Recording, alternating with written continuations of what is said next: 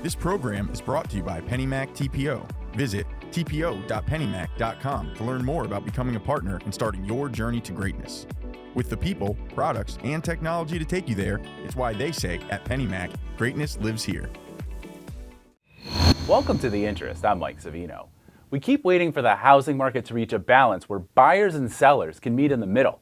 Well, instead, home buying has become so unaffordable that, well, even rapper Cardi B is chiming in.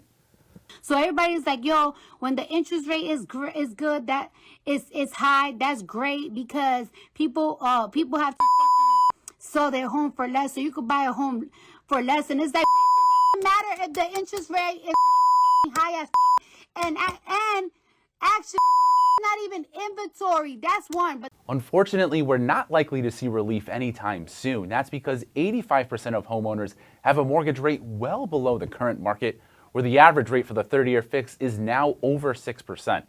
Redfin, which came up with that figure, defined well below as any mortgage with a rate of 5% or less. Their report says homeowners are feeling locked into those mortgages, and that's helping to drive new listings back down. New listings fell by 19% in the 4 weeks ending on September 11th. That's the biggest 4-week drop since March of 2020, and that's keeping prices down even though buyer demand has cooled. Redfin found homeowners with mortgages rates under 3.5% are even less likely to put their home on the market than those with higher rates. On a positive note, we did see more homes under construction in August. Housing starts were up 12% when compared to July, and that's thanks to a nearly 29% jump in multifamily units.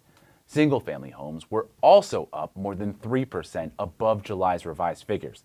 Now, despite these increases, the annual rate of 1.58 million starts in August was still down 0.1% when compared with August of last year. Coming up, we'll hear from an expert on how to reach Millennial and Gen Z buyers.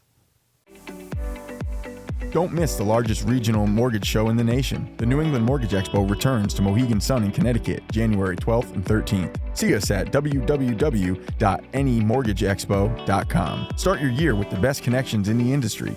Dozens of sessions, scores of exhibitors. It's where success is written every hour. www.anymortgageexpo.com. Welcome back. Whenever home affordability is a problem, it's going to be especially hard for buyers looking to get their first home. And right now, that means one more hurdle for Millennial and Gen Z shoppers looking to achieve their dream. But as NMP staff writer Sarah Woloch learns in this edition of Ask an Expert, those buyers also have a different approach to home buying. Both these generations actually respect and value the power of homeownership in building wealth. They are interested for their own reasons. They're interested in having a place called home, that they want to be able to raise and grow families and have a place that they could call their own. Despite what you may have heard in the past, Millennials and Gen Zers do want to buy a home. It's just that their path to homeownership is different and is shaped by their experiences. Both Millennials and Gen Z have been exposed to digital native experiences all through their life, Gen Z more than Millennials.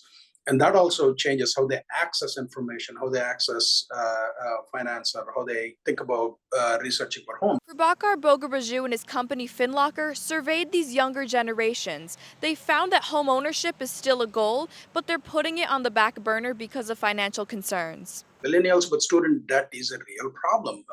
This generation is coming out of college with a backpack of debt. But how do you reach Gen Z and Millennials who are ready to buy? Marketing to them requires a different approach. Bogaraju says that the easiest way is through social media. Potential buyers are looking for a digital, seamless experience. For us is to kind of stay abreast of where is this generation next looking? What is that next channel they're engaging through? YouTube is still, I think, pretty heavy. TikTok is grown quite a bit. And some of these other channels are growing as well. And there may be something else tomorrow. For the Mortgage News Network, I'm Sarah Woloch. You can read more about working with Millennials and Gen Zers in this month's issue of NMP Magazine, and you can also hear more from Bogaraju in today's episode of The Principal, our daily podcast. We'll be right back after a word from our sponsor. This program was brought to you by PennyMac TPO. Visit tpo.pennymac.com to learn more about becoming a partner and starting your journey to greatness. For more on these and all of today's top stories, go to mortgagenewsnetwork.com.